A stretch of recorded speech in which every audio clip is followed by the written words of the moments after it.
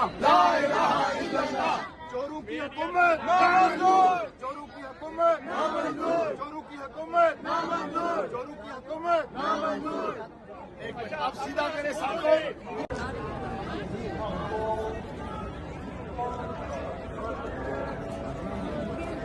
Here because we are sick and tired of what's going on in Pakistan. इसको elections की बहुत सख्त जरूरत है। हमारा सैलाब के जो अफेक्टेड एरियाज हैं उनको कोई अटेंशन नहीं दे रहा। वो अटेंशन तभी मिलेगी जब एक लेजिटिमेट गवर्नमेंट होगी। हमारी इकॉनमी तभी आगे चलेगी जब कोई लेजिटिमेट गवर्नमेंट होगी। इस गवर्नमेंट के पास लेजिटिमेसी नहीं है। तो वो जो पावरफुल डिसीजंस करते हैं प्लीज वो समझ जाएं कि इस गवर्नमेंट के पास रिश्ता क्या, ला इलाहा इल्लल्लाह।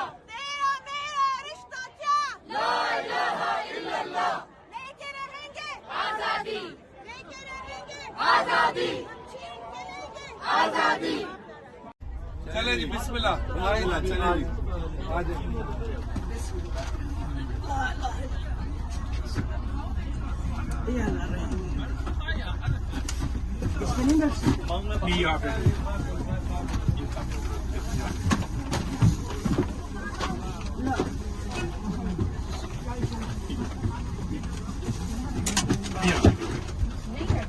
यहाँ बैठे